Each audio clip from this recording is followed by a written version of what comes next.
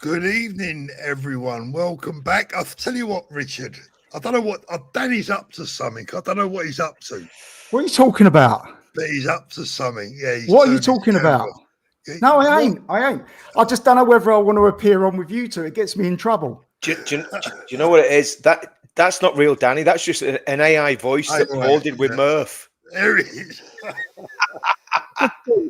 With all this facial recognition stuff, it would just be better for me to turn up. You You look like a Marbella gangster doing a documentary with the BBC. Danny, I've got to tell you, that's an improvement. Do you think so? Yes. It's an improvement from that thumbnail that you've done. Yeah. Oh dear. Me and you look a couple of beetroots, and Richard looked like he's got some serious disease. Anemia. It's dangerous going on with you two, so I just thought I've had a take precaution and that, Do you know what? Come on, Danny. Why are you the only person, apart from the lefties, that's actually got one of those masks that's got a nappy on his face? Come on, Danny. What's going on, mate? Hold on. That's better. That's a bit worrying, Danny. England patriot forever. I wonder if the government will fall by Crimbo. Danny, put him back on, mate. It was much better. Rich, that picture behind you, is that slightly wonky? Yeah, that's a bit no, mate. It's actually all right. It's just it's poor studio that's wonky. My pictures are all completely straight and level. It's just subsidence. It's just subsidence. Last time I touched that, it fell off the wall, and it's bad luck to drop the Union Jack on the floor. You know what I mean? Should we tell everyone what was going on? Before, we've been in the green room, in the back room, for about 10 minutes, and Richard has been struggling to get that picture straight, and it's sneeze. Rich, and it's been affecting Danny's OCD like crazy. Danny's flipping. Right, guys, good evening, everyone, wherever you are across the world. Thank you so much for joining this. It's a bit of a late one at home, but it ain't as late as it is for me and Danny because it's gone 11 o'clock here now. I'm knackered. Listen, I was in bed. You've got siestas to look forward to tomorrow. Do you know what I mean? Yeah, true. Mate, do you know, if you notice, everyone's got this very calming ambience here. We're all very, very sort of pastel colours and very relaxed looking. You've even got the river. Is that the River Thames? Who? At the bottom, that river. That's the Thames. Yeah, tell it's brown. Yeah, no, that's the Thames. Don't play with that wall. Don't play with that wall. I'm not touching it. I can't move. I've just got to stay like that all night. Behind Danny's head is, let me see, he's the Big Ben. See? Big Ben. And what's behind Richard? Hold on. Oh, the bottom of Big Ben. Well, that's a sign that Big Ben is going to be in the Houses of Parliament in 3 years' time. Wouldn't it be nice? Wouldn't it? Before we go any further, boys, there's going to be some light-hearted stuff tonight and some very serious stuff as well. So you've got a mixture of bit of everything.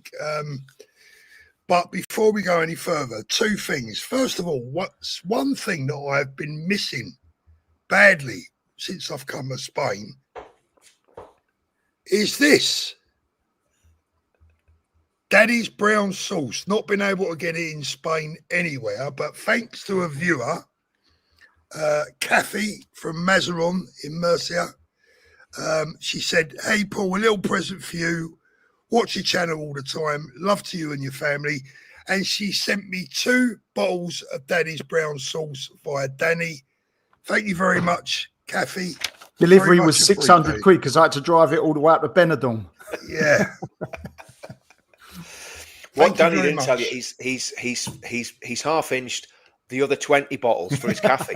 You know it was a great big crate. You know that, all the I'll just put it in the bag. All the English people that want to fry in the morning, they're all coming to Danny's cafe because he got loads of Daddy's sauce. Daddy's sauce. And he's got a new sign that says, "Who's the daddy? Who's the daddy?"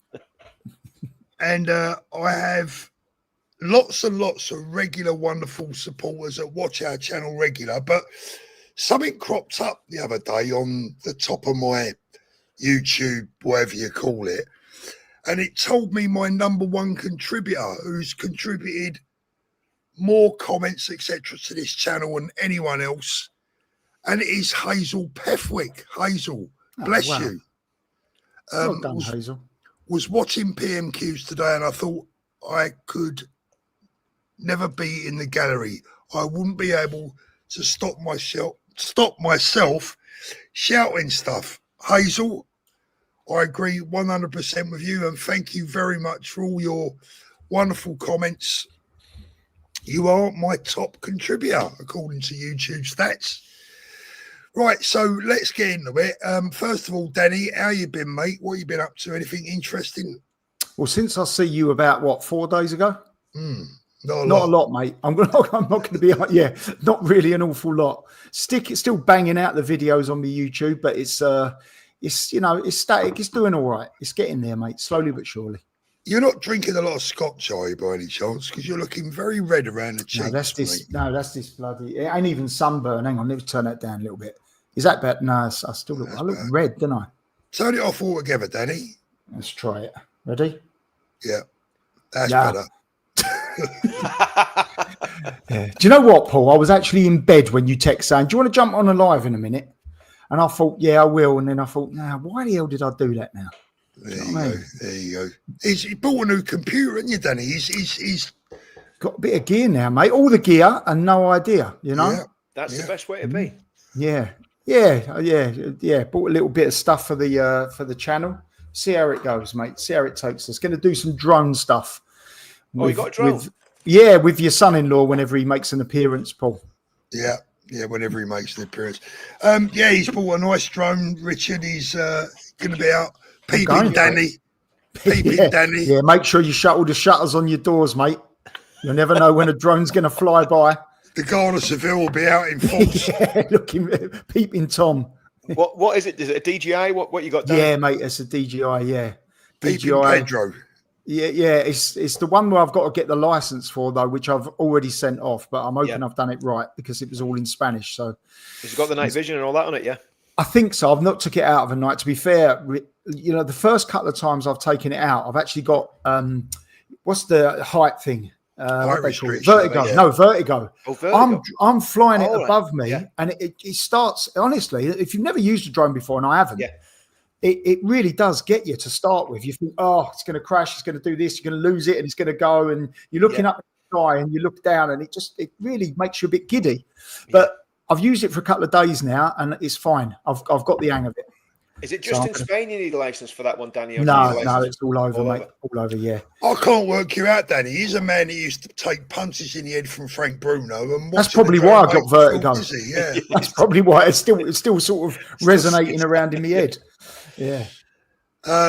Sharon, she says, Paul, what is your view of all this threat to war we are facing? Sharon, we're going to get into a lot of topics as the stream goes on. We're just waiting for people to get in. We've got 1,200 people, I think, just about watching right now.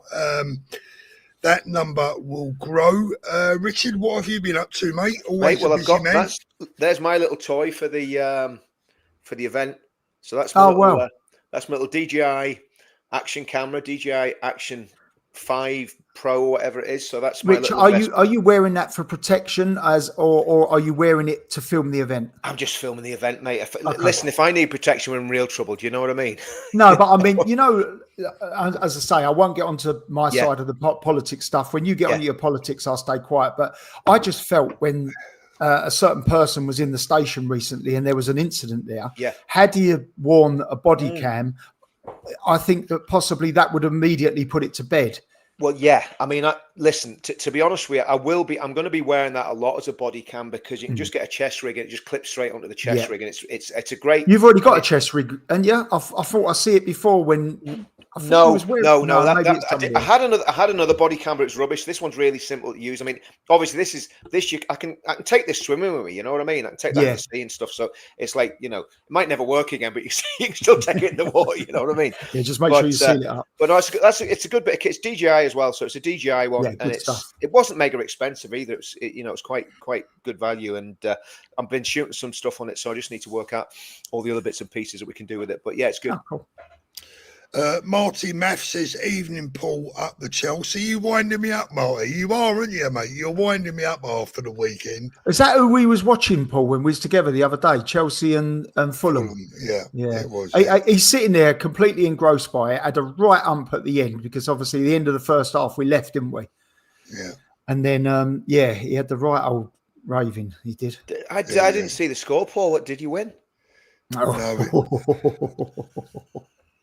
Ask the ref, mate. Ask VAR. Oh, it's always a ref, isn't it? It's always the ref. It's always a ref. So, Sharon, going back to Sharon's question, Paul, what is your view of all this threat to war we are facing? Sharon, are you talking about an external threat, or are you talking about internally? Let me know what you're talking about, and I'll happily answer that one. Let's have a little look through some of the chat here. How you doing? Good to see you. Hi from France. Hi, Shield. The Three Stooges, yeah, absolutely. Free Wally's more like old it. Stooges. Free old gits. Just trying to see if we've got some questions here. Yeah, here we go. The boys are back in town. Good to see you all. So first of all, first subject, let's have a quick, I mean, I don't think this is going to be too heavy for you, Danny. It's not particularly contentious, but this lady has been making the headlines, Sarah White from Epping. I don't know if you've been watching what's been going on with Sarah. Boys, have you been watching that? I've seen some of the Epping stuff, but I've not seen her in particular. Basically, what happened was she got nicked on, when was it? Was it Sunday night? Sunday night, was it, Paul? I think it was Sunday. I think it was either Saturday or Sunday. And she made a great speech, barnstorming speech at the event. And then they went on a walk, and all she did was, Danny, she took a Union Jack and went to the top of the steps where the council offices were, and just hung the Union Jack over the council office's balcony, right? And a very masculine looking female police officer, and that's all I'm going to say about that, grabbed hold of her and started wrestling with her. And your woman didn't fight. Sarah didn't fight back. Then 4 other cops leapt on her, dragged her off, and now she's been charged. I don't even know what she's been charged with. She's actually charged with something. She's been charged, yeah. I mean, look, we can't talk about that because, again, we all know the law, right? But Paul, the thing is, all that's out in the public domain, so we can talk about it. Yeah. No, I mean, the actual allegation. But what I'm saying is have you seen the state of her arms? No. I've not seen anything on it. Well, I really ain't. I mean, I saw the way the cops were handling her. I mean, I mean, she's a what? 5'3", apparently. 7 stone. Yeah. And it took 5 cops to wrestle her down the stairs. I mean, what's happening with policing in the UK is absolutely getting beyond the joke. Yeah, I want to talk about that tonight because it's been winding me up something wrong. But fair play to girls like Sarah, because if the police are attacking single mums who have actually got the guts to stand up and say, do you know what, there's something wrong in our country, we want it sorted out, that says everything you need to know. Yeah, absolutely. And very brave, and I just salute them all, because at the end of the day, we all know what it's like. I mean, I had the police out of my house, I think it was 2 weeks ago, about the demos that we do. Weren't trying to charge me with anything, but why did they have to come to my house? Yeah, they could have spoke to me on the street. I'm down at that demo every Friday. Why come to my house, knock on my door? You know what I mean? Because it's pure intimidation. It's pure intimidation. And we know what Danny went through, and mate. Best forgotten. I'm not done with that, Paul. To be fair, I still think. Don't know. I've got no trust in the system now, mate. Well, surely, goodness, Paul, you must have a case for wrongful arrest, because what grounds did they try and arrest you under that legislation? Well, I wasn't arrested, was I? I was detained. Same thing, isn't it? It's semantics. If you'd have walked out, if you'd have said, "I'm walking out of here," well, I'll tell you why I think I was detained, regardless of how it is. Yeah. If you're detained under that act, you don't have the right to remain silent. If you're arrested, you have the right to remain silent. So that's why. Okay. Well, that's where I think the difference is. That's even worse. It's even worse, Paul. And I'm Dan, by the way. Sorry, I was just saying. I was just getting Paul to agree with me. I mean, look, we over the last few days. I mean, we've had Sarah. We've had sorry, I've forgotten the guy's name now, but the guy that's been organising the demo. Graham, that's it. Graham Lenihan. Was it Graham? Which one are you talking about, Paul? No. The guy that's been doing, the guy down in Epping that was also arrested with Sarah. Oh, I didn't know that. His name escapes me now, but he's been arrested as well. Apologies for not being. And he was one of the organisers. Yeah, he's been arrested as well. And they're really overstepping the mark. I mean, we got Sarah White, J.K. Rowling, and now Graham Lennon. Graham Lennon, yeah. Lennon, or whatever his name is. Yeah. They're all talking about suing the police. Now, here's the thing. 5 armed officers arrested that guy at Heathrow Airport. Yeah. Isn't it? Do you know what I find a bit strange, boys? Why is it always when someone's coming into an airport? Me, easy, Danny, easy. They know where you are. This guy. They know you. They know where you are. I mean, I suppose if you were doing it from a tactical point of view, they know you're not carrying any weapons. You know, I mean, not that you would be, but do you know what I mean? That would be that if you're arresting someone that you think subversive, you want to make sure that they're not a threat. So that kind of makes practical sense for the police. I would guess. Yeah, but they know where I live, Richard. They know, you know. I mean, I had a bloody firearms license. They know where I live, I know, right? So why do they always wait until we come back through an airport before they grab you? It seems to be it's counter-terrorism policing, isn't it? It's them that are doing it, you know, which I find very strange as well, because, like, you know, the only time I've ever had, apart from the odd bit and piece over here with what's been going on with the protests, the only time I've had anything really weird happen is I was traveling through Heathrow Airport, and this copper had gone through the security. This copper asked me, did I have any money on me? And he actually I had a perfectly legitimate reason to have the money, but I had $3,000 in cash on me, right? And he asked me if I had any cash on me, which was very, very weird, because I don't normally carry that sort of, you know, that amount of cash, but it was just, you know, there was a legitimate reason why I had that money. But I just thought that was very odd that he came up to me and says, how much cash have you got on you? So, I got questioned a similar thing when I come through the border in the car from the UK to Spain.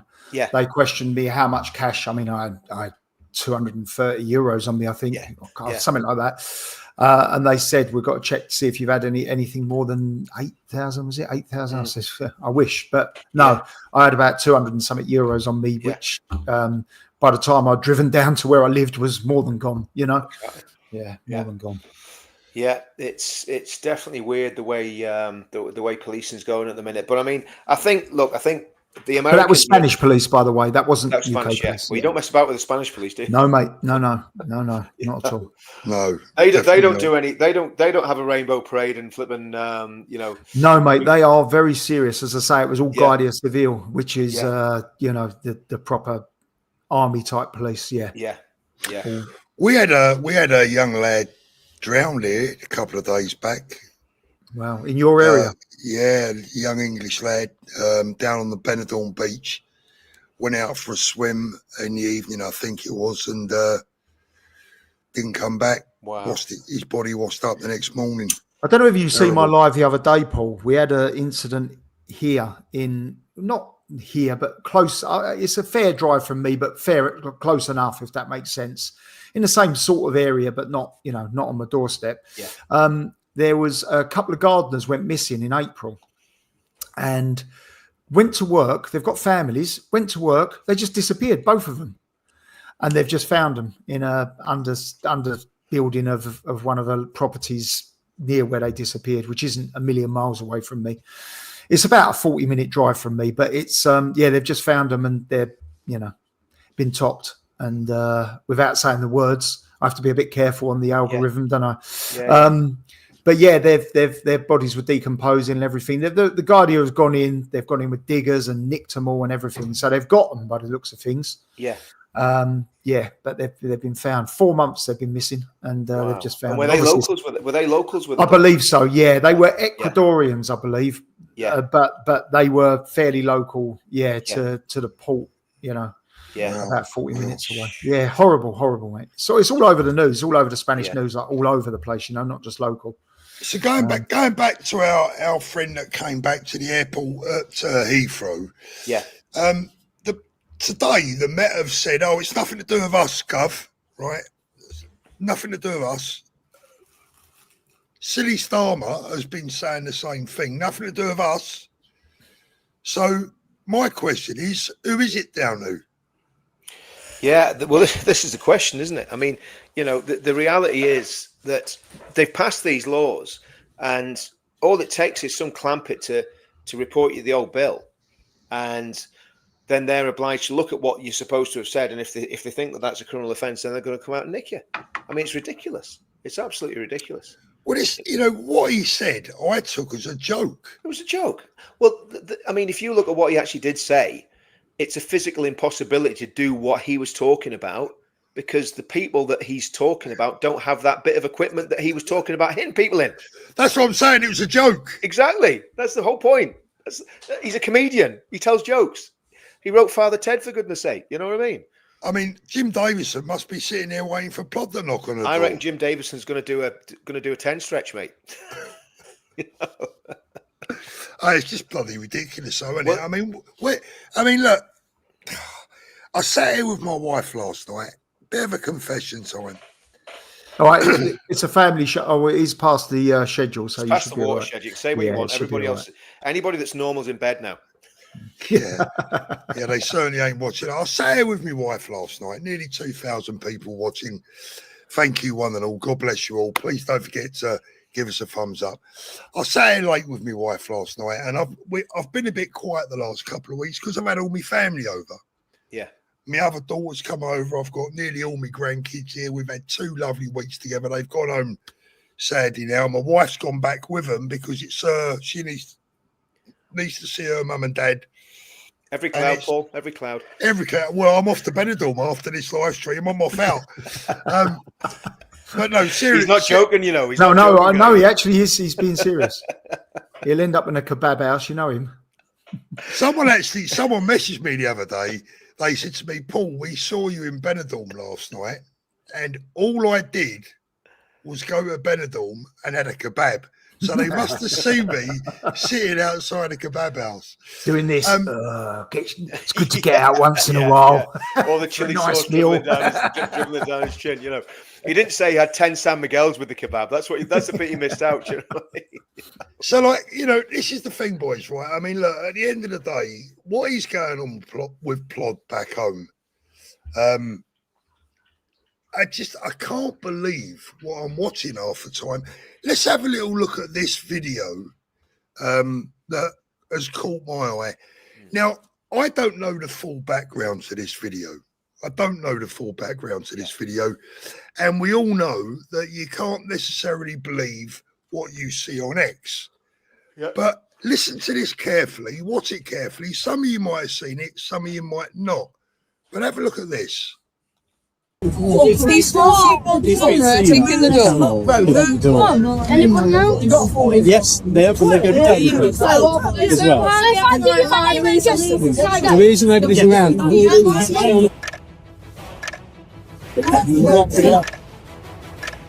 We got 3 kids. Is this the here. McDonald's incident? No. We got 3 kids here. You can see 2 girls there, but in between those 2 girls, I think he's an 8-year-old boy, right? Let's carry on. He's 11. Are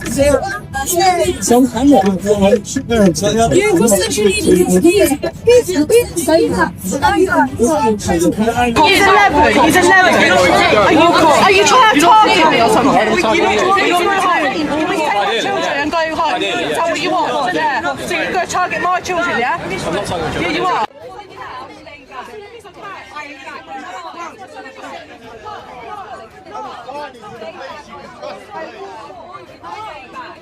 Little boy's crying, look.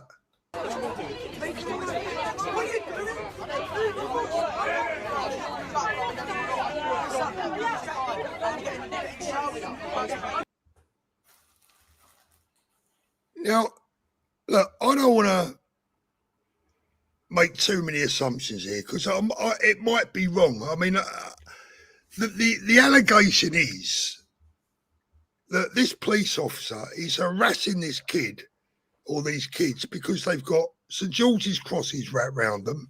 Yeah. They want the kid's name, they want the mother's name, etc. And if we just go back a little bit, she says, so what, you want me to go home? And he said, yeah, ideally, I want you to go home. What the hell is going on? He's got a Union Jack, hasn't he, Paul? Or is that at St George's? No, St George's Cross is gone.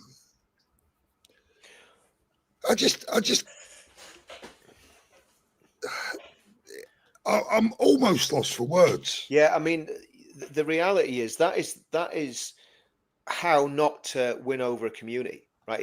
If I'll be honest with you, right? I think the police that we had it on Friday night, last Friday down at the demo, and they were there with the cameras, right, filming us, right. So I started filming them back, and of course they don't like that when you put the camera on them. And I was going, what are they doing filming people who are doing a peaceful demo? There's people of all ages, men and women, respectable people doing a completely peaceful demo. We've done this demo for 2.5 years. There's never been any violence, and they're down gathering evidence. Was it the camera on the stick, Rich? Yeah, camera on the stick. So basically, I've heard a bit about this, and I think that's where originally I had problems myself. Yeah.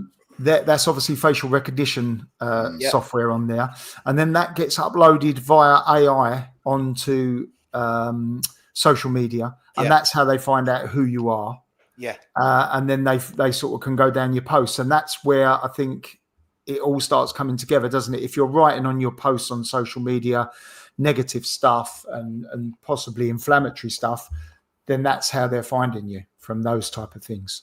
Yeah. Well, on the demo, when was that demo? I'm trying to think which one it was, but the police followed me and the two lads that were looking at the three lads that were looking after me that day followed me across. I can't remember which bridge it was now. You probably remember, Richard. Yeah.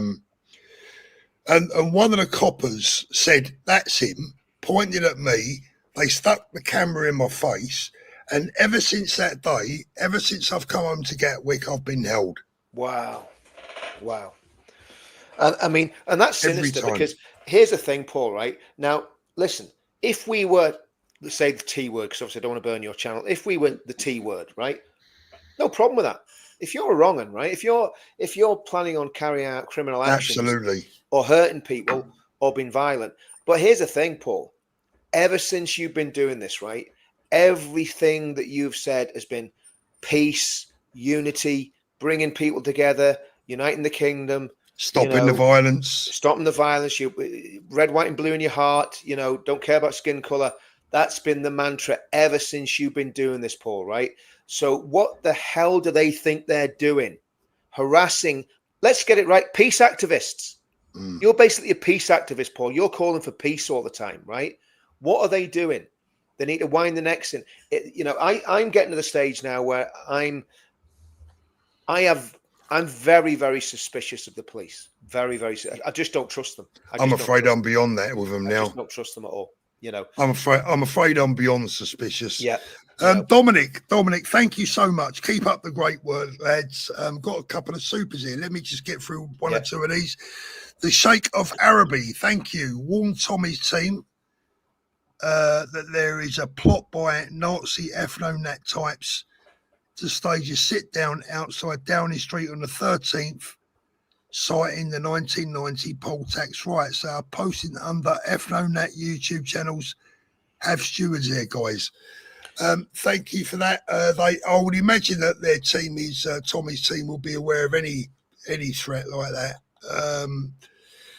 Sufferfish, thank you. I'm genuinely fearful of the police now, yet we pay for them. Absolutely.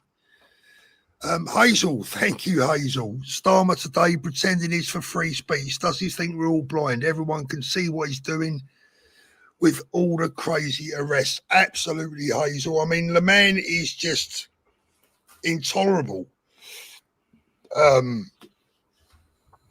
Rob Quint says, thank you, Rob. Digital ID will make it worse. They will know all. I tell you what, I think they know pretty much all already, to be honest with you. But I've lost all faith with the police, Rich. Yeah. And I've got a number of friends that have serving ex-coppers. The ones that are serving, unfortunately, they all have the same attitude of, we're just following orders and just doing our job, and you don't know what it's like, etc. And look, I don't. I've never been a copper. I fully respect that there are things that we don't understand, not having served or walked a mile in their shoes. I do get that. But I keep saying to those guys, and these are my friends, there's a number of them, not just one or two. I keep saying to them, look, this is all about optics. And you said a minute ago, Richard, about not the way to win hearts and minds. If our troops had have gone to Afghanistan and Iraq and treated the locals the way that our police are treating us, they wouldn't have, it wouldn't have done them any favours. Yeah, I mean, I don't think Afghanistan's a particularly good. I mean, the reality is that those forever wars, the West lost because they try to do exactly what they try to do with our population. I mean, they tried to impose liberal, progressive, vegetable rights and peace and rainbow flags and a man's not a man and a woman's not a woman ideals on a very conservative culture, and then they wonder why they lost the war. That's why they lost the war, not because the military were bad, but because they tried to impose absolute garbage on the people of Afghanistan. And I'm, as you all know, I'm no fan of the religious faith that's practiced out there. But the bottom line is, you can't try and impose. It's none of our goddamn business. Pathetic, weak, progressive values on people that have been at war to kick every invading army out of their country for the past 250 years. Yeah, and let's be fair, they've been very good at it. They're very good at it. Yeah, they're very good at it. But also that's another reason not to import hundreds of thousands of them into our country, because they are very good at it. But I will just say though, Richard, we have to be fair, right? We have to be realistic. What the bloody hell was we doing out there in the first place? Well, I think when after 9/11, right, it was completely right to go into Afghanistan to get rid of the Taliban and get rid of Al Qaeda, and basically let the Afghans try and sort it out for themselves. And of course, what happened was the Taliban made a resurgence in 2006. The Brits and the Americans went in, but the problem was when they went in, they didn't go in with a proper defined mission. The defined mission should have been to defeat the Taliban and let the sort of local tribes work it out amongst themselves and get rid of the fanatics. But they didn't do that. They tried to do nation building and try and impose our values on people who don't want our values. And that's why we've got a problem in the country, because with all the best will in the world, you're not going to impose British values on those communities as they settle in little silos throughout the UK. It's just not going to happen. Yeah. And that's a big problem. It's a massive problem. It's a massive problem. Grim Reaper, been a member for 7 months. Thank you. Why will it not let me send you a super chat? I put my flag up and I was told to take it down. It's still there, looking proud, never back down. Brilliant, mate. Well done. Thank you so much for that. Paul, you said something on your channel the other day. You said about the police in Spain and how serious they are and very, very, and you said one thing you don't see is them pulling down the Spanish flag. And do you know what? That just bounced around in my head for ages after you saying that. And it's so true. Don't see them. You never see them pulling down a Spanish flag. Never. Not in a million years. Wouldn't happen. Well, go on. Go on, Richard. Sorry. No, I was just saying. I think the flag thing. That's let's look at the encouraging signs, because there are some real encouraging signs. I think in the UK, the flag protests. Some of it's hilarious. I mean, I'm looking at it. I mean, they were in that. Did you see Batman and Robin yesterday? No. I didn't see that one. Oh, dear. Send me the video, mate. I ain't seen that. What were they doing? Batman and two guys dressed up as Batman and Robin painting a St George's Cross on a roundabout. Sure, it weren't Del and Rodney. Of course it was. Yeah, it was absolutely brilliant, mate. It was superb. But Paul, ain't you got a little theme that you can play for us? Someone's made a little theme tune for you, ain't you? Oh yeah. He don't want to play it, but I've dumped him in it now. Come on. I might play it later. Danny, do you know what to do, mate? Send it me, right? If he won't play it, send it to me. And next time he's on a live with me, I'll just ambush him with it. Just put it on. Yeah. I think the picture was great. It was actually. I thought it was quite light life. Took 10 years off him, mate. Took 10 years off him. Yeah, cheers, lads. I love the song. Someone wrote a song for me. It's very, very flattering, and I'm very honoured. Let's have a little look. Going back to the guy arrested at the airport. I said this in a video yesterday. The problem is that he's very lucky in two ways. He's lucky to be alive in some respects because he had a blood pressure emergency, and at that age, you know, it's prime heart attack age, isn't it, for middle-aged men like that? Yeah. Especially if they're carrying a bit of timber. He looks like he is, you know. All right, Paul, stop with the carrying a bit of timber in middle age, mate. Do you know what I mean? Just come on, give me a break, man. But you know, here's the thing, right? I mean, what happens if he'd have dropped dead? God forbid, right? That's the first question. Second, well, there wouldn't have been a season 7 of Father Ted, would there? No, there wouldn't. No, that's for sure. The second thing is that he has influential friends, and it's made the national press and the front page of this, the front page of that. Well, if that was just Joe Bloggs coming back from Benidorm or wherever, right? You wouldn't have heard a goddamn thing. He'd still be sitting in a cell somewhere. Yep. And that's the really, really scary bit, because, you know, a lot of people, we'll get into this, we'll cover this quickly. A lot of people have been asking me if I'm coming back for the 19th, and I'm desperate. Sorry, for the 13th. I'm desperate. I would desperately love to be there. But I'm not going to be there, and I'll tell you why. There are two very good reasons why I'm not going to be there. The biggest reason is I do not trust the bastards, right? I do not trust them to let me into the country. And I don't fancy spending a couple of days sitting in a bloody cell, or worse, and being questioned and humiliated like Danny was.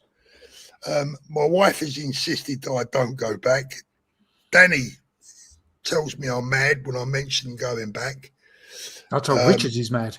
If you're going to go, everyone knows that. That's just a family trait. I don't know whether you're going, but you are. Yeah, if you are. Well, the thing is, Danny, is that Richard's already in the UK. I'm not. Yeah. Right? I don't have to go through passport control. Look, at the end of the day, whatever happens. Do you know what I mean?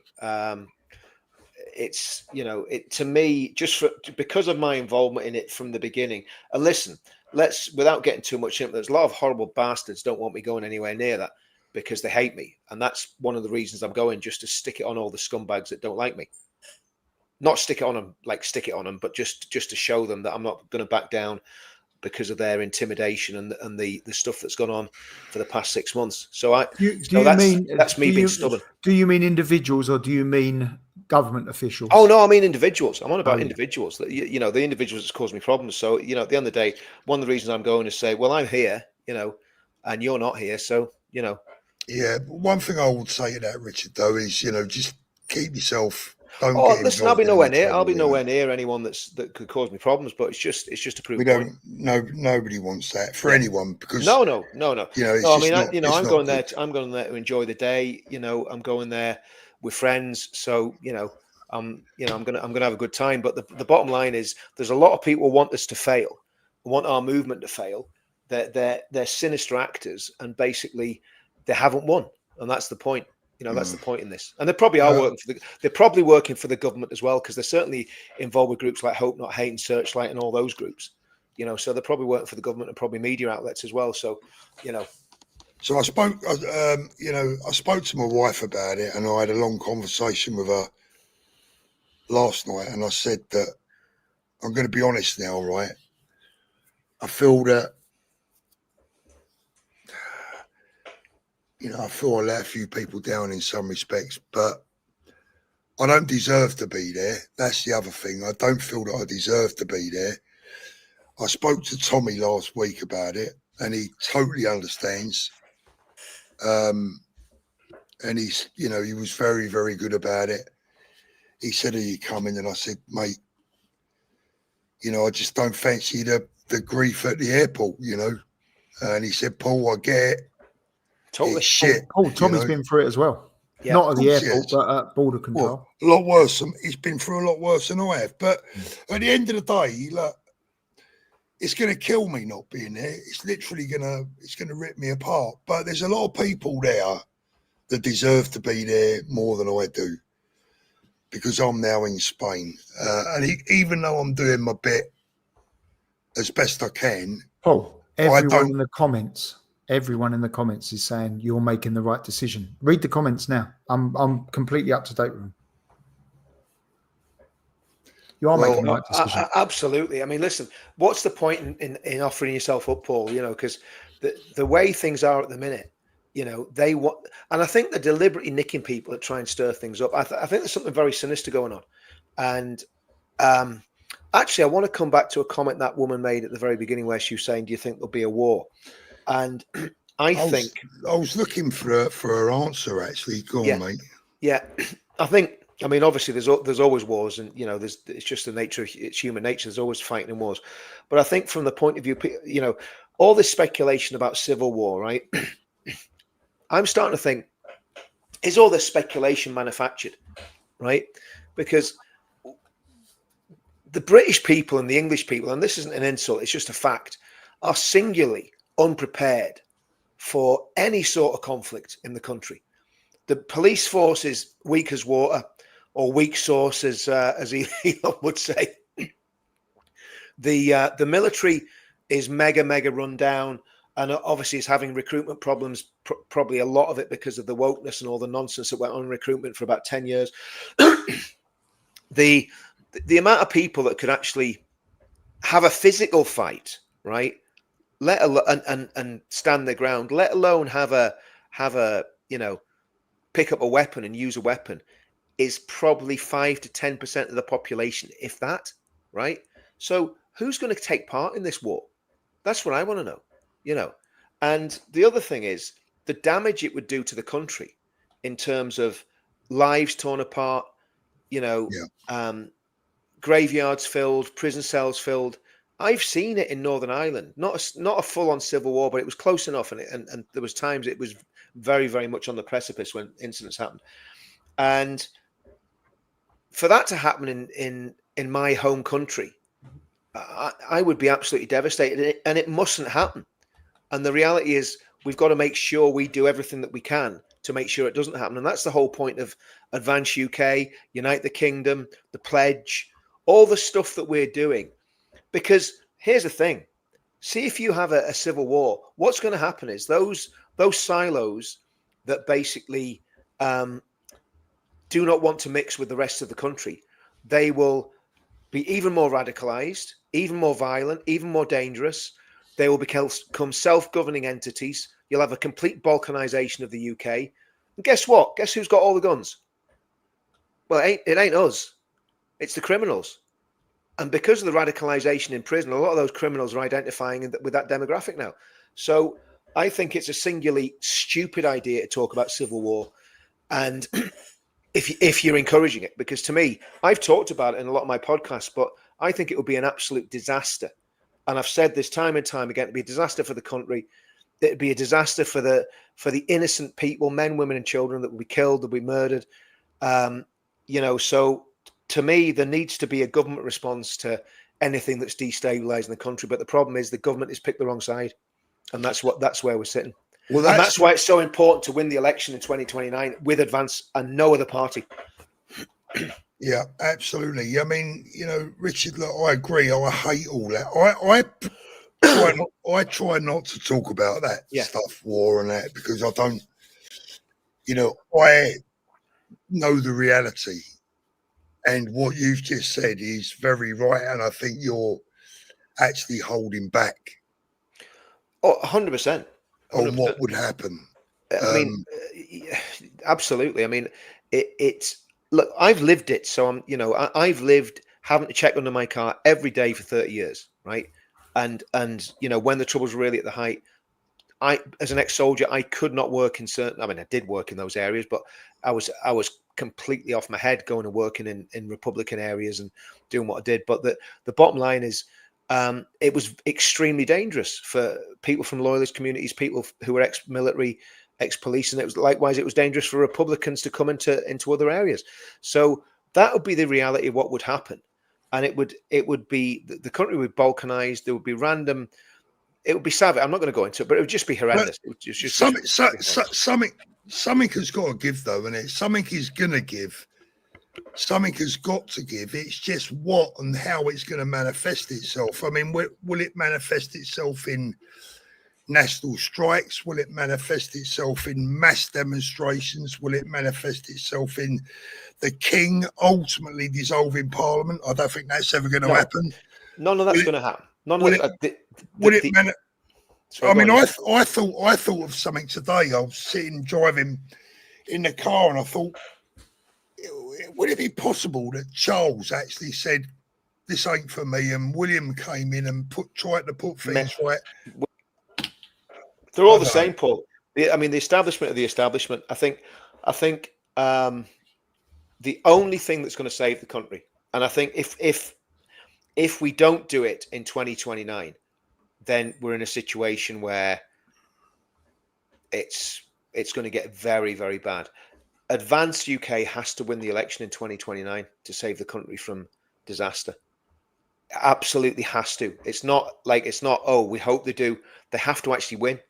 That's what I firmly believe that. Well, a lot of people have been saying that, here's my answer to people that say advance are splitting the vote.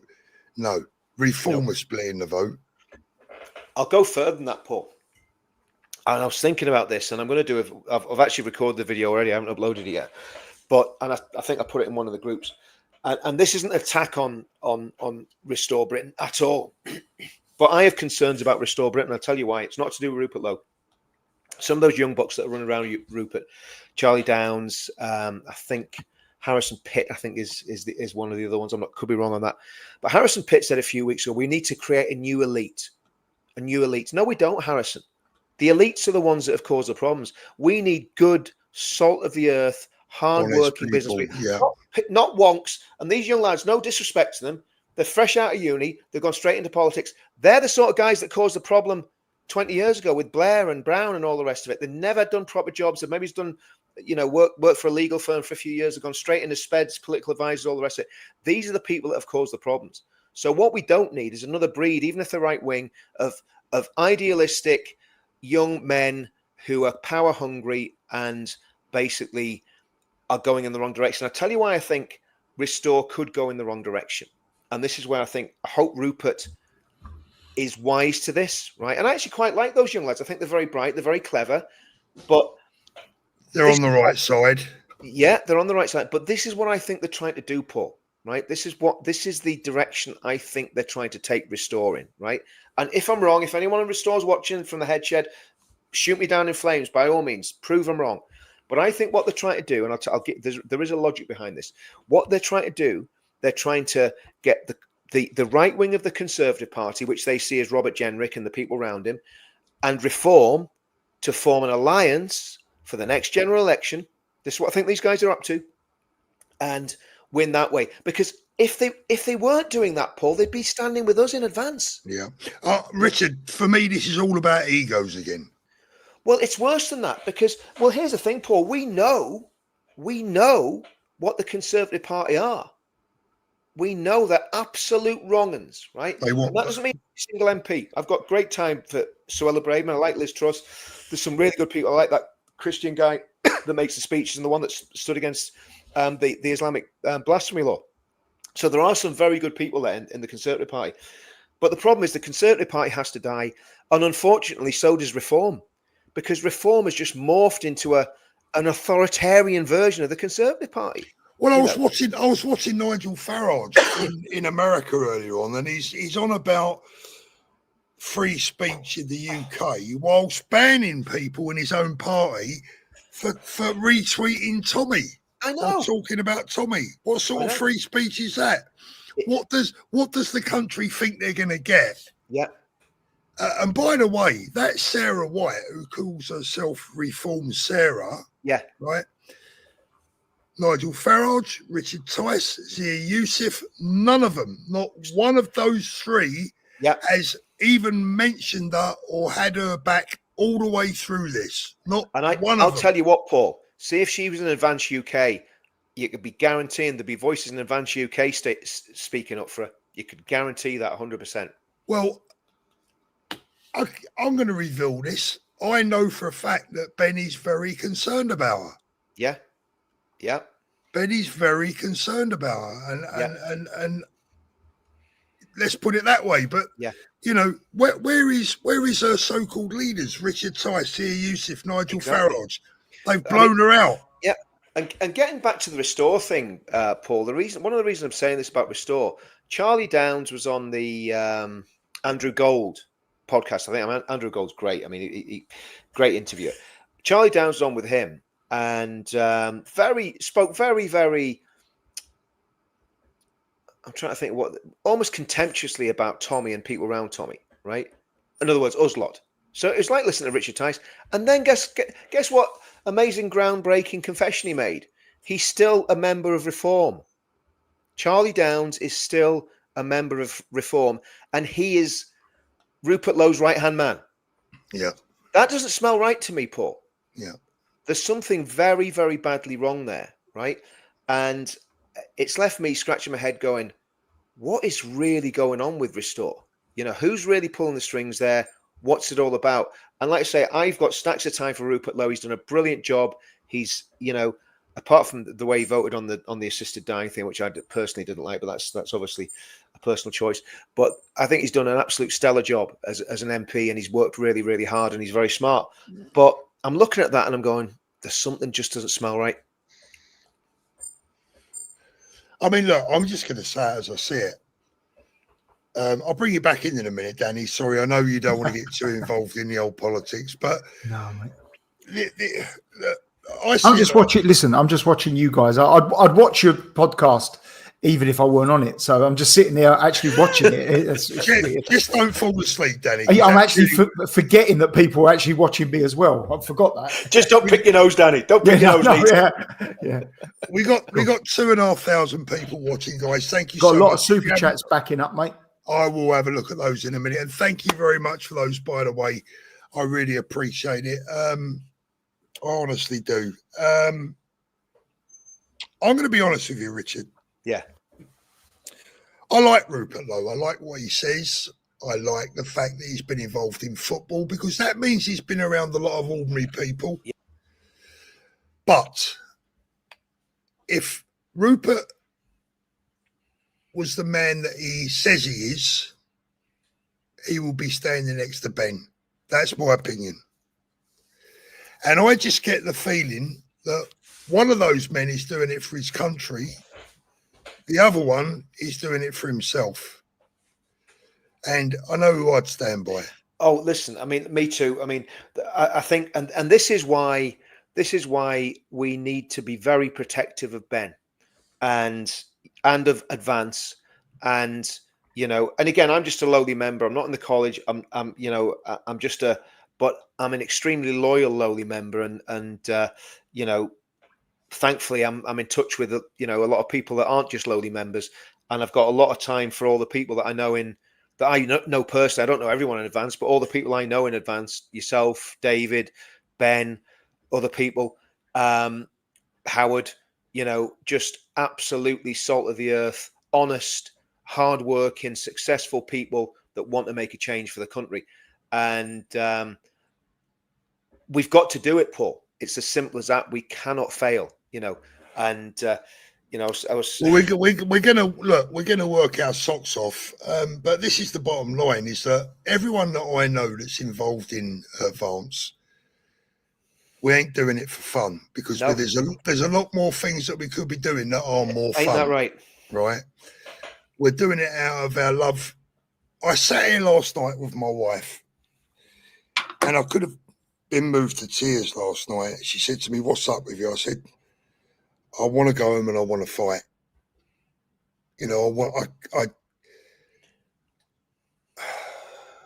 But here's the thing, Paul, right? Here's the thing, right? I don't agree with you. And I'll tell you why I don't agree with you, right? And I don't agree with the people that gave you a hard time for moving to Spain.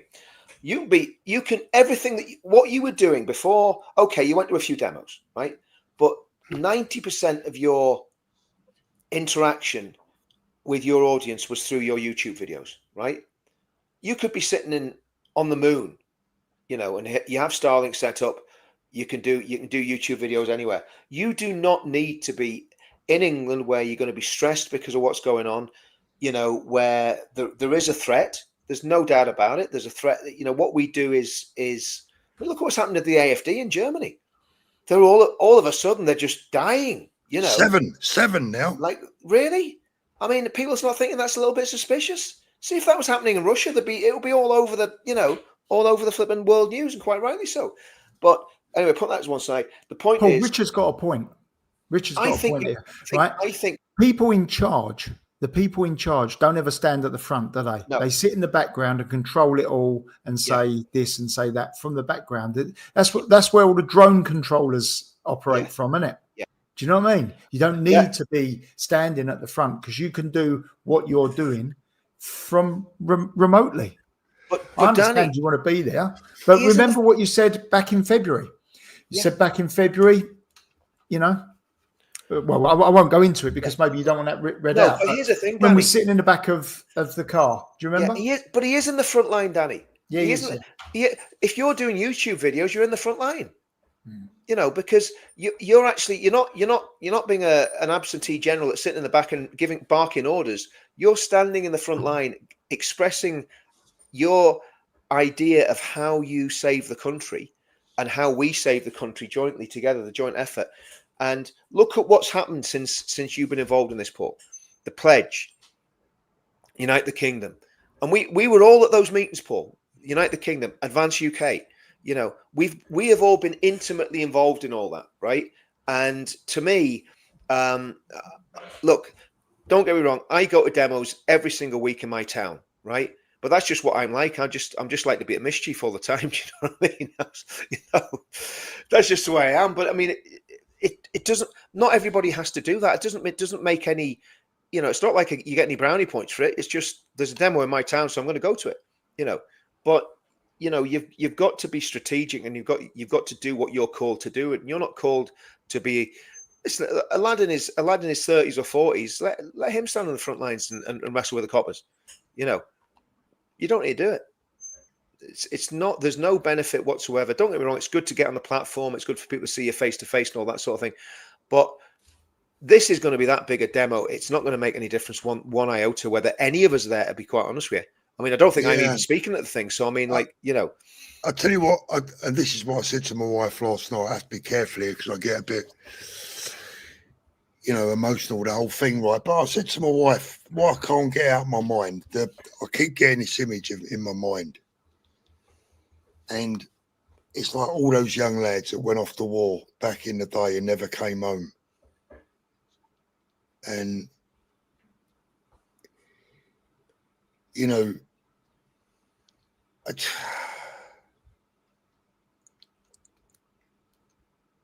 just think that maybe, I don't know, but then I have to square it in my mind that, like you just said, we have to do things strategically. We all have different roles to play. I'll give you an example. In when the you probably know this story, Paul, because I know you're a historian. When the Normandy landings were happening, you know this one about Churchill, don't you? Yeah. Yeah. You know what I'm going to say. Yeah. So Churchill was exactly like you.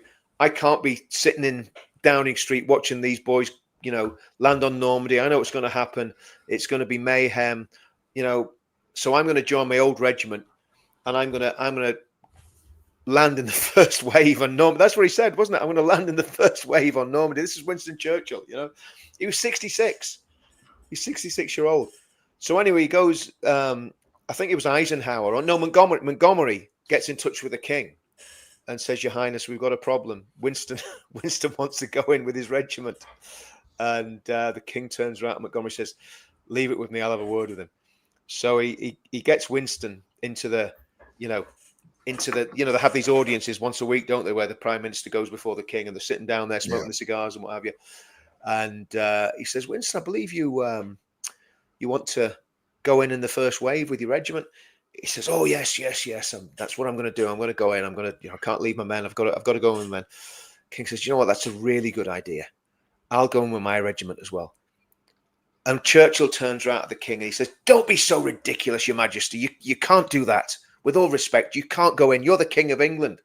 And the king turns around and says, "Exactly." And Churchill kind of got the picture. That's the legend. I don't know if it's true, if it went down like that, but that's what I heard. So that's the legend, right? So the bottom line is, Paul, you don't need to go over the top, you know, and you don't need to feel guilty about not going over the top because look, we're not landing on the beaches of Normandy. No, I know. A demo in London, Listen, Paul, how many demos have we done? It's not even that. Do you know what, though, Rich? It's not even that. It's just that I watch all the videos of these brave people at home. Yeah. And I just think, you know. Say you go back to England and something does happen and you, for whatever reason, are taken out of the game for a while. How good's that for anyone as well? Yeah.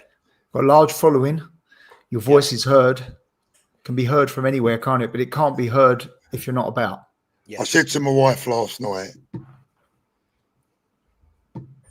I'm going home. And she said to me, you do realise if you do that, that's probably the last time I'll ever see you. Family first, mate. Family first. And that's the only thing that, you know, my kids, I can't do it to my grandkids. But I said to her, I'm no fucking coward. Not at all. I mean, this isn't about, listen, look, don't get me wrong. I love demos, love going to demos. But the reality is that you going to the demo, right, is not going to change the political situation in the United Kingdom. No, of course not. No. But here's the thing, Paul. I'll tell you what will change it, right? You being on the college for Advance UK and actually influencing things. So, so people can come to you and say, Paul, what about this policy? What about that policy? And you can feed that into the machine. If you're not there, and let's say you did come and something happened, right? And you were taken out of the game by whatever method, right? Well, then you can't do that. You can't have that influence. Because with all the best will in the world, I love demos. Demos are great. But demos are not going to save the country. There's one thing at the minute, the only thing that is going to save the country politics is that X in that box next to Advance UK. That is the only thing. And I want to say this to however many people are watching now. Obviously, I can't see because I'm not in the thing. But the reality of the situation that we're facing is the only thing that is going to save this country is getting Ben Habib into 10 Downing Street in 2029. Nothing else will do. Rich, I just want everyone to know, right, that I'll never stop fighting for them. I'll never stop fighting for our country. I'll always do it the right way and I'll always give it my all. And I'll never let anyone down, ever.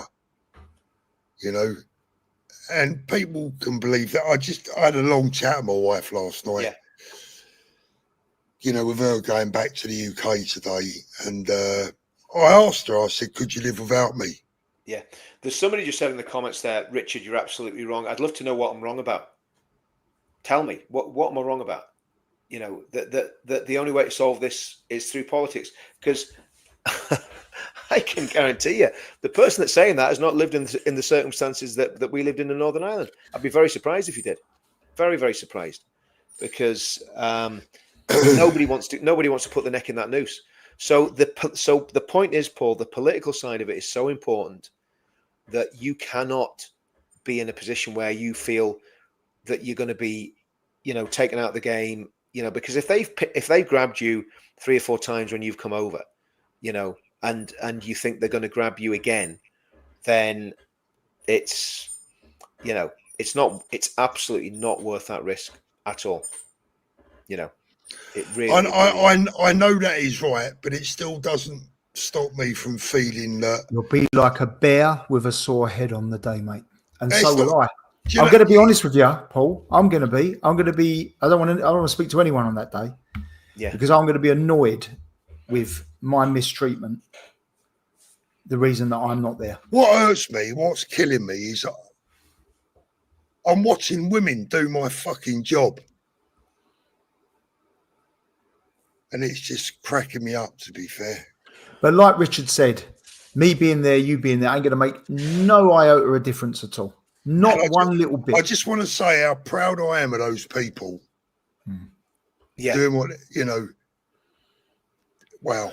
But Paul, you've got the, and people say this to me all the time, if you're took out the game, if you're put in prison, used to is in prison, So it's not, if you can avoid going to prison, I mean, it's obviously if it's unavoidable and you get into a situation and something happens, that you can't do anything about that. But if you can avoid, going to prison, you are no use to the movement in prison. You know, I don't even know. I mean, what for? What for? Well, this is the thing. We can't trust them anymore. No, that's what I mean. But the point is, Paul, if they think you're a big enough they're threat, making it up as they go along. Yeah, they'll make it up as, you know, show me the man, I'll show you the crime. That's what they do. That's what they do. You know, and I don't trust them. I'm going across because I have to go across because I've got to prove a point to myself, and it's about, you know, it's about not even really so much about the movement. It's about, you know, just proving that the people that try to take me out of the movement didn't succeed. Do you know what I mean? That's why I'm going, because, you know, they fired the best shots.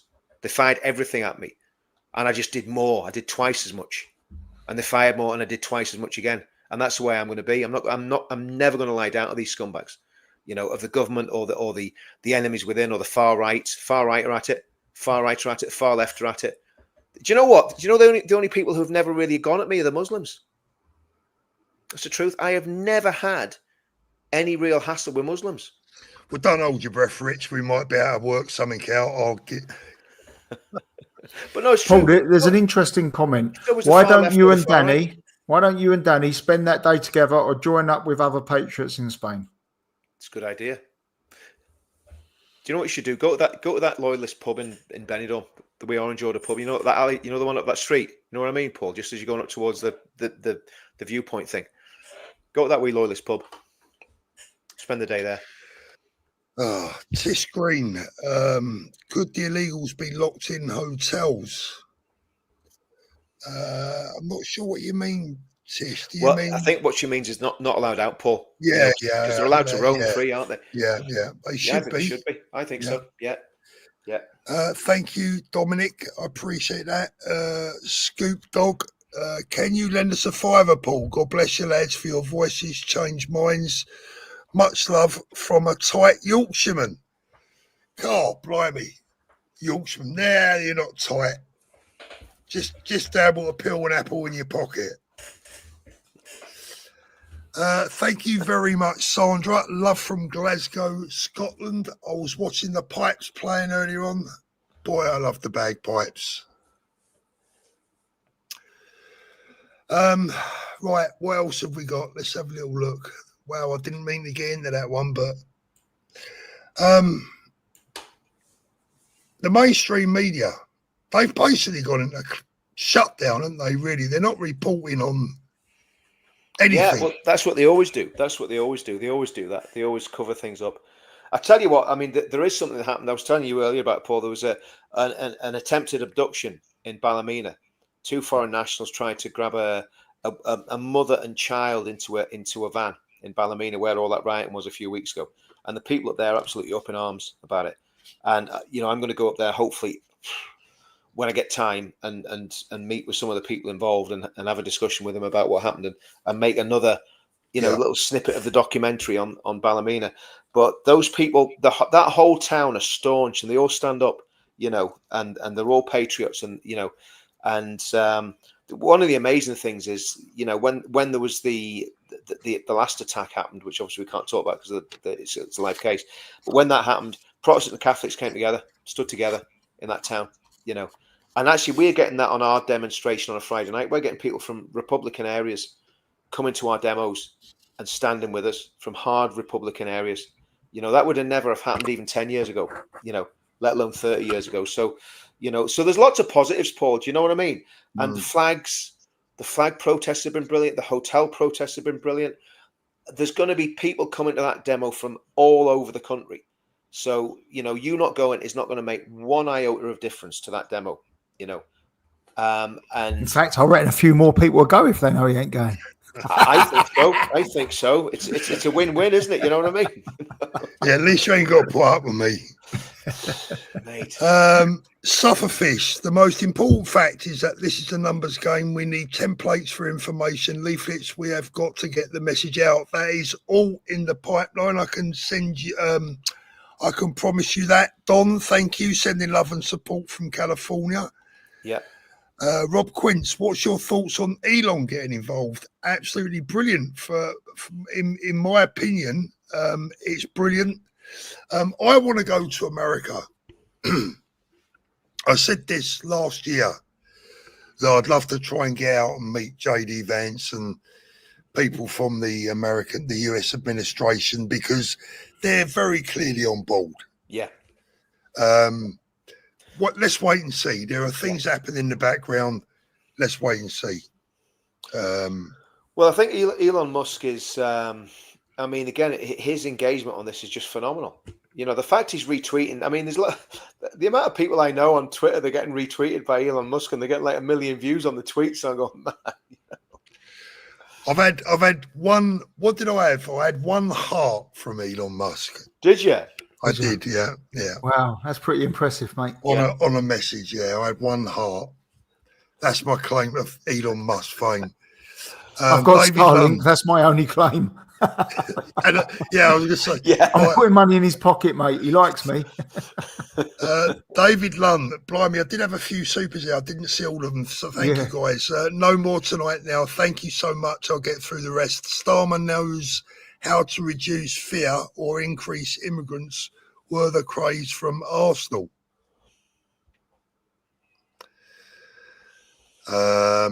Thank you very much. I'm from Texas, and I don't want their progress, garbage values fight on the UK. Good old Texas, where the men are men and women carry guns. Langy Man, thank you. Did you see Joseph Robertson and Alex Phillips show discussing Fabian's society tonight? I didn't know. That's a big one, Paul. That's a big one, because and again, I was amazed. So I was watching, I'm not sure if I said this to you when I was chatting to you yesterday, Isabel Oakeshott and Alex Phillips. I mean, I like Alex Phillips. I think she's probably one of the best female presenters there is. She's much better than Juliet Hartley-Brewer, who's just a reprehensible individual. But Alex Phillips, she was chatting to Isabel Oakeshott. She says, "Oh, have you ever heard of this group called the Fabian Society?" And no disrespect to Alex Phillips, right?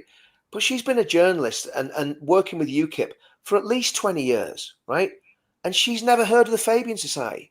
Yeah, a bit surprising that one. Yeah, you know what I mean, Paul? I mean, yeah. And just if anyone doesn't know, that they are a semi-secret society. They're flipping. Their logo's a wolf in sheep's clothing, and their mission is to infiltrate every area of society and make it socialist. And by socialism, they mean communism. And their logo literally is a wolf in sheep's clothing. A wolf in sheep's clothing. Yeah, that's their logo. That's their logo, which is from the Bible. Jesus says, "Beware of wolves in sheep clothing," and it means what it says, doesn't it? Yeah, someone that looks like a sheep that's going to kill the sheep, That's it. They look like the sheep, but they're going to kill the sheep. That's what these scumbags are doing. And I think the Fabian Society should be outlawed. See if Advance win in 2029, Paul. Ban the Fabian Society and lock them all up. The only thing is, though, Richard, if we was to win the next general election, we got to protect free speech, and that means both sides. I'm not saying don't protect free speech. I'm saying if you've got a subversive organisation that's trying to infiltrate the country and turn it into a communist country, then you've got every right to put them in prison. Or as Nick Ciccone says, send them to North Korea. Hazel, thank you, Hazel. They will do anything to derail the 13th and block people going. Keep yourself safe, Paul. Thank you very much. Yeah. George Williams. Hey, George, how you doing? Paul Clacton on C. Protesters say Friday. Right. Richard, can you read that? Am I reading that wrong? Paul Clacton on C. Protest say 7 p.m. Tommy not it. That's what it reads to me. I don't know what it means, but no, not quite sure that is, George. Tester. Paul, do a watch along. Thank you for that. I might well do actually, but it'll probably, I may well do. Yeah. Lionheart, thank you. Hi, Paul. I'm a Spartan from the Isle of Dogs. The behaviour from the police was horrific. They started everything just like they did in Epping. CS gas sprayed for no reason. Regards, Lee. Saw it. Les. Les. But yeah, so it was absolutely disgraceful, absolutely despicable. Yeah, I mean that girl in Ballymena, her and her daughter that were they attempted to grab him. Basically, the police just didn't seem interested, and were more interested in it not getting out that there was potentially foreign nationals trying to grab women in Ballymena. That's what they were more concerned about. That news not getting out, because of community cohesion. There's a lot of things. There's a lot of things being hidden from us right now. 100%. A lot of things. 100%. A lot of things. I mean, there's that thing outside the Chelsea match. You see that guy that was tackled by the police with a knife. No, it's a gun. Apparently, was it a gun? Right. Okay. And again, he didn't look exactly English. That guy. But I think it turned out to be a fake. But I mean, who knows? Doesn't matter. Who knows? Doesn't but matter. We weren't told about it, right? No, exactly. You weren't told about it, and so no, it's Ish, thank you. You do deserve to be there, but we need you safe. Thank you so much. God bless you. I really appreciate that. This is a very good message, Dominic. Labour and Corbyn will split the vote, so they definitely will. Jez Ballar and his little crew, they're going to nick a lot of votes. I mean, Labour, I tell you what, mate, they're going to take the biggest political kicking. Who was it yesterday talking about?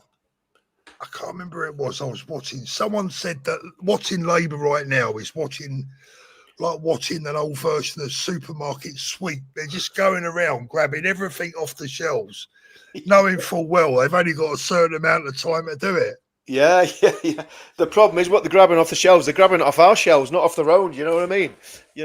I tell you what, Danny, what about this thing with that they're going to try and put capital gains tax on the property that you live in if you sell it in England on your residence? Insane. What they're failing with that one, Rich, right? I'll just jump on that quickly now you've mentioned it. Yeah. What they're failing to understand with that, right? Say you bought a property, I don't know, let's say 40 years ago, and you paid 50 grand for it and it's now worth £1 million, right? They're talking about taxing you on the 950 grand that you've made on it, right? 40%. 40%. Right, 40%, right? So they're talking about taxing you on the 950 grand that you potentially made on it, forgetting about inflation and forgetting that the property that you bought 50 years ago or 40 years ago to buy that same property is still £1 million. Yeah. So to buy the equivalent property, so you've got your house and the next door neighbour's house is the same money. For you to move from that to that, you can't, because you've got to pay 40% on 950 grand. So you've got to pay 400 grand. And then you've still got to pay £1 million for the property next door. And they've got to, when they sell it, got to pay 400 grand as well. So in two houses, there's 800 grand gone and you're still living in the same house. Exactly. And let's get it right. What this will do, Danny, it will completely stagnate the housing market. There'll be a big flurry of people trying to sell the houses before it happens, right? And then once that's happened, they'll bet that the market will just completely flatline because nobody's going to sell. And I believe they do the same thing in Spain. So say I was to sell this house that I live in, and let's say I made 200 grand on it. I believe I'm taxed, nothing like at 40%, but I believe I'm taxed on the 200 grand that I've made on it. But if I reinvest that money in Spain in the same financial year, or maybe even the following financial year, you don't have to pay it. Yeah. So if you buy another house, that would be fair. Because maybe I suppose I don't think it would be fair at all. Well, maybe I can see, right, why should someone earn £1 million, untaxed cash in their pocket? But why not? Well, yeah, I understand that. But I think it's. I do see a little bit of that. But if you're going to reinvest it into another £1 million house, then no. If you're just going to pocket it, okay. Let's say you sell your house and then you buy one in a cheaper area of the country, right? Well, that money that you got out of that house, that those scumbags are trying to get to spend on putting invaders up in hotels, right? Because that's where the money's going to go, or in an NHS that's failing, or in a British Rail, or whatever vanity project they want to spend your money on. Listen, I think the tax system needs to be completely overhauled, and basically there needs to be a lot of blood on the carpet with useless diversity, equity, inclusion people getting their flipping jobs ripped from under them and flipping booted out onto the dole. What is now, Rich? And I don't want to turn this into a property blooming podcast, but I'll be quick about this, right? Yeah. But what is a problem now is the buy-to-let market, right? If you've got a buy-to-let property, let's say it's worth 500 grand and you've got a 400 grand interest-only mortgage on it that costs you £1,000 a month and you rent it out for 1,200 quid a month, that £1,000 you can now only offset 200 quid against your taxes on the interest that you're paying. And then you pay tax on £800 of profit that you don't earn. 10 grand a year. Exactly. Or more than 10 grand a year. Here's one of the problems with the left, right? This picture sums it up. But sorry, I'm gonna. Yeah, go that on, that wasn't included in the Labour Party. It was nothing to do with the Labour Party. It was the previous government. Oh, I know. They're the ones that brought that in. Because they were communists as well. Let's get it right. You know. This picture here sums it up. Sums these idiots on the left up. Look, hate yachts, not dinghies. So what that message says is that hate anyone with money or that's worked hard, hate them, not the sponges. Yeah. I can't get my head around it. Eventually, all of the people that are paying into the system, all of the millionaires, the entrepreneurs, the business owners, they're all starting to exit because there's nothing in the UK to keep them there. Okay. Absolutely. There's incentives. Go to Dubai, you don't pay income tax, right? There's no incentives to keep them there, so they're all going. So the money coming into the country is reducing, and the people that are let's not even generalize. Let's just say the people that are taking from the system are going like that, and eventually it tips, and it's not recoverable because no one can come back. Exactly. And they aren't stupid. They know that this is happening. They know that they're not stupid. It's a Ponzi scheme, Danny, because that when it tips, the country collapses, right? So they lose as well, But then you see that's because they want to get us into this global order. That's what it's all about. They want us to get to this is all about punishing Brexiteers, people that voted for actual national sovereignty, and this is the thing about Advance UK. We need to make sure that we protect Ben. We need to make sure that wrong uns don't get round, and we need to make sure that basically he is literally wrapped in cotton wool to a certain extent because he's so important. Ben Habib is so massively important, and I'm not a sycophant. At the end of the day, I'm not like that with people. At the end of the day, I take people as I find them. But there's definitely something. Ben has got something that I have not seen in any other politician I've come across. And I'm even talking about Gerard Batten, and Gerard Batten was a good mate of mine. We got on really well, and if I picked up the phone with Gerard, I could have a chat with him now. But the reality is, there's something about Ben that I have not seen in any other politician, apart from maybe Gerard. But Gerard didn't have what Ben's got, because there's something there with Ben that's totally unique. And man, we need this to work. The country's going to be in a mess by the time, it's going to happen. By the time Ben's Prime Minister, the country is going to be in a terrible, terrible mess. Yeah. But with the people he's got around him, I think we could see a Trumpian revival. Do you know what I mean? What Trump's managed to do in the States, it's going to be a lot bigger job in the UK, a lot bigger job. But, we got the time. We got the time. Carl says Advance UK, proud to be a member of both. Well done, mate. Thank you very much. Oh, in case it's important, Claire has said, can you check your phone? Oh, okay, I will do. Let's have a little look.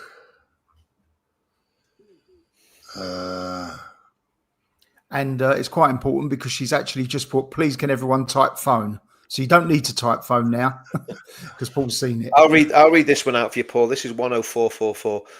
Paul, arrive in Dinghy 13 to get free hotel and meals. Richard, also love your patriotism and great videos on the Counter Media channel.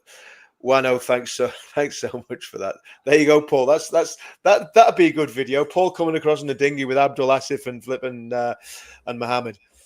Richard, we have okay, so we have a big surprise here. Thank you very much, Claire. Hold on a minute. How am I going to get this? Let me see. You have to airdrop it to your computer. Yeah, I've learned all this now. Yeah. What's this, Paul? Is this going to be a good surprise or a bad surprise? I don't know whether I should go now. No, stay where you are, Danny. That's even worse. We're after the watershed, Danny. So anything could happen, mate. Let's have a little look. Hold on. You ain't going to reveal your OnlyFans account name, are you, Paul? No. Quite old, earn a lot of money. Right, Richard, we have a surprise for you. Thank you, Wano. Thank you so much for that. I really appreciate it. Jules, thank you. Paul, please answer. The answer is not in the government. Thank you, George. Appreciate that. Ian Ginman, Joseph Robertson, and Stephen Barrett tonight discussing the Masonic Fabian Society members in the High Office. I'll have to have a look at that one. Yeah, I mean, they're all Paul. The whole cabinet, I think, is Fabians. I think everyone in the cabinet is Fabian. But more importantly, Richard, I've got something to show you. Let's have a look. I don't know what this is, Rich. Nothing. You do, Danny. I can tell by the way you're talking. It's nothing to do with me, but I can just see by Paul's face that he's happy with this one. I'm not happy. I've just got to get it up. Hold on. Now's a good time. Paul, listen. Don't talk about your personal life there. I know it's after 9 o'clock watershed. Come on, man. Here we go. Look at this, Richard. Have you got this?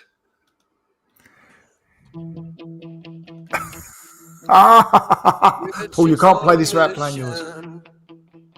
Fighting for tradition, speaking up for family, standing strong for you and me.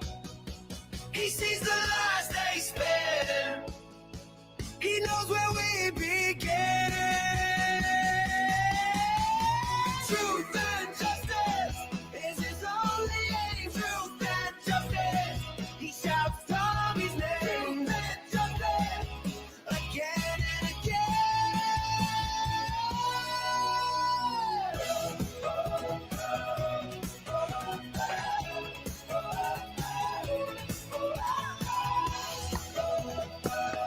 I'm loving that, you know. I mean, listen,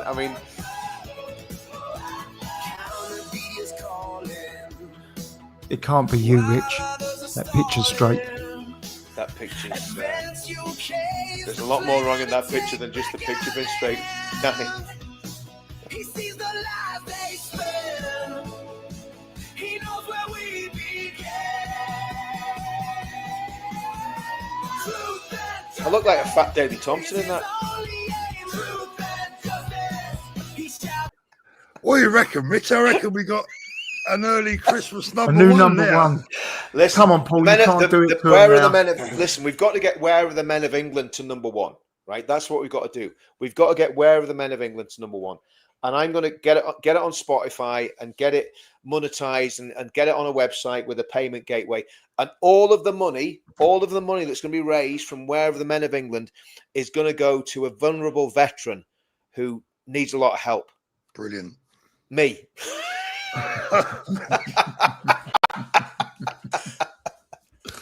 Paul, you've got to play yours now. You can't attack Rich like that without playing. It was just the picture. The picture. I don't know you heard, Paul. I mean, guys, if you want Paul to play his version of it, you just got to put yes in the comments. Yeah, it's easy to type. You got to get it done quick because I know Paul wants to wrap this up. It's only 3 letters. No, I'm all right, mate. Do you know what? Someone bought me a box of cigars the other day, and I'm desperate to see her and puff on one. Let's have a look. Sufferfish. There you mate, go. Look at the amount of yeses. Paul, look at the amount of yeses now, that's just come in. Now, if you don't do that, you will be getting a white feather. Get that music played. Got to do it now, mate. Yes, look at it. The whole... Wow. Sufferfish. Thank you. Nigel Sacred. By the way, 7 can I ask whoever did that wonderful song? Can I just ask whoever did that wonderful song? Love it. I was grimacing at the picture, but whoever it is, can you send me that picture of me with my little Union Jack and my bulldog behind me? Send it to... I know who's done it. So send it to me and I'll forward it to Rich. Yeah, do that. That'd be awesome. Send it to me on my Facebook. Cheers, Steve. Thank you, mate. Right, all right. Listen, I'll play my one, shall I? I don't know who wrote it, but thank you so much for that. It's very complimentary. Not sure about the picture, but I think the words are lovely. Let's have a quick look. Eastern boy with a glint in his eye. London born, he don't tell no lie. He's seen the city crumble and fade.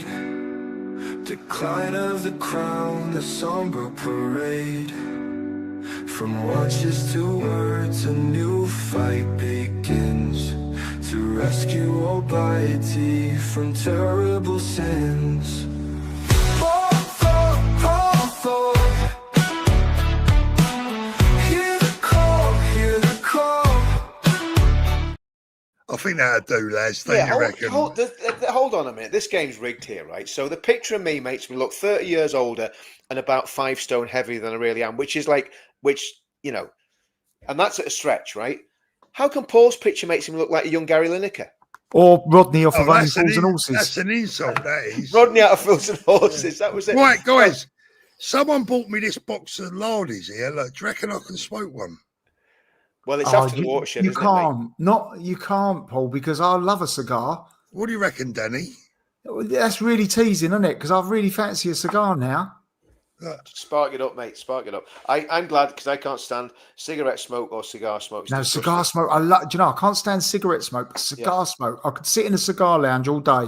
Yeah, love it. Is that right? Yeah. Yeah. No, I smoke one cigar a year. Yeah. One cigar a year. Do you inhale?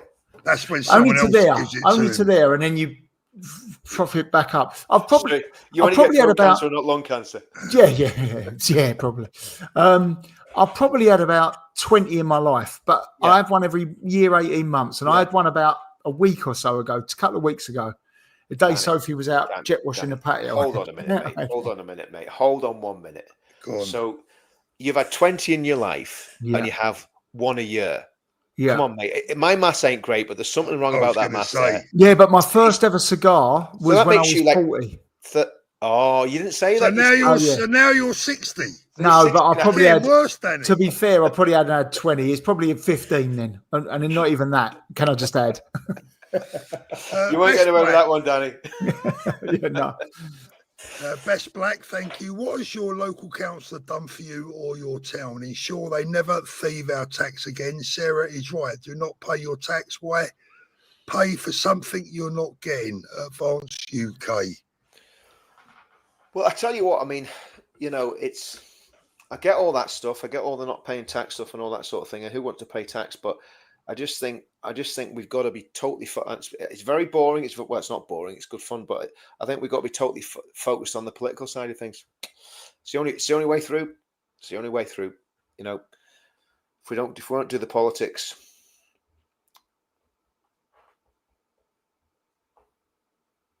You're on mute, mate, Paul. Diana says, don't let your heart rule your head, Paul. Good advice, probably. Thank you very much. William, did the SAS boys say what if in 1980? No, because they did what the Prime Minister told them to do. That was their job. You know. Scott, thank you. Generals do not go on the front line, and you guys are our generals.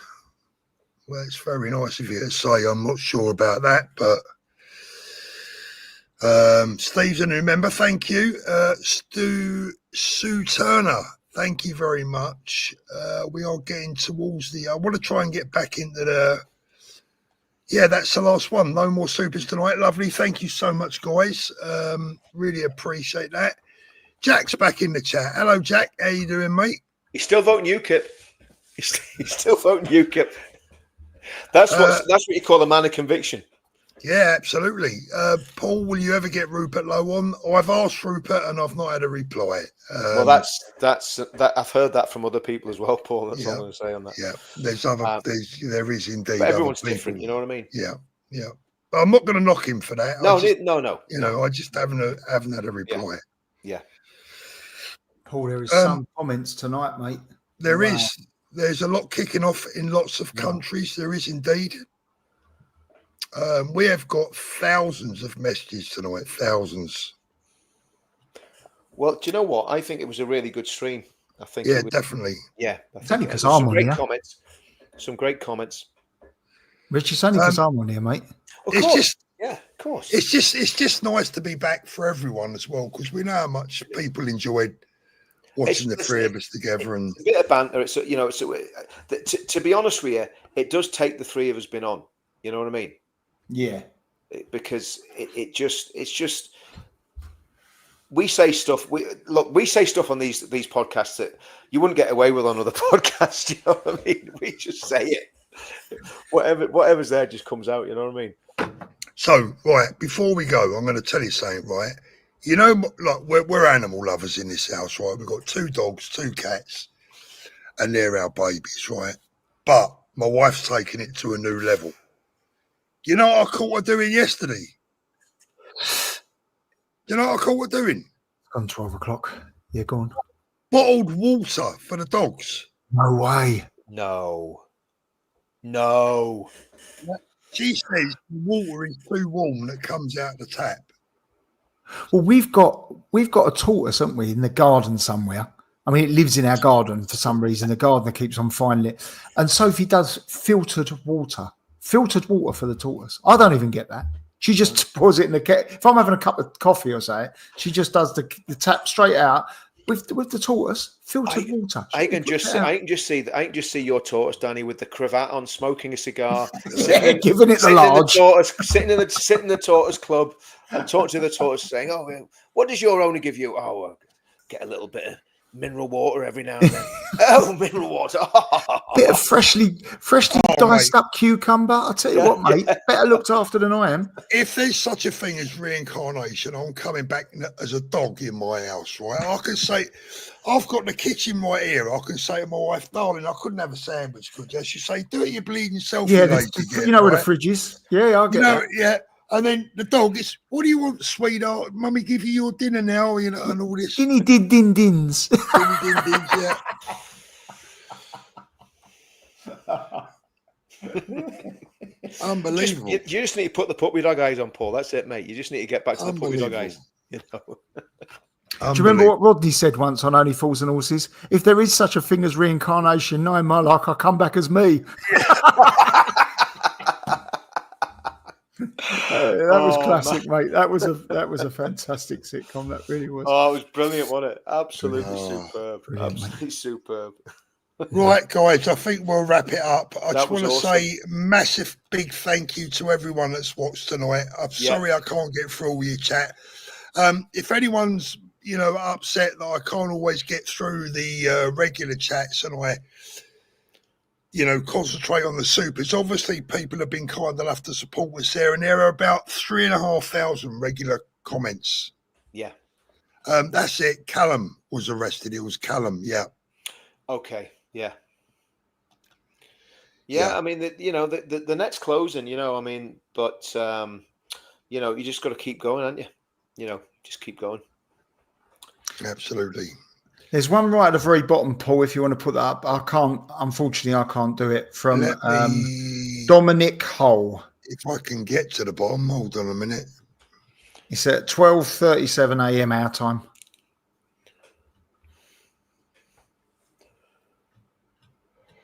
Let me try and get to the bottom. I'll tell you what, I can put it in our private chat. It's Dominic Hull. Yeah, Paul, go into the private chat. Yeah, I can't get to the bottom, mate. Yeah, hold on a minute. It's on the private chat if you want to read it out.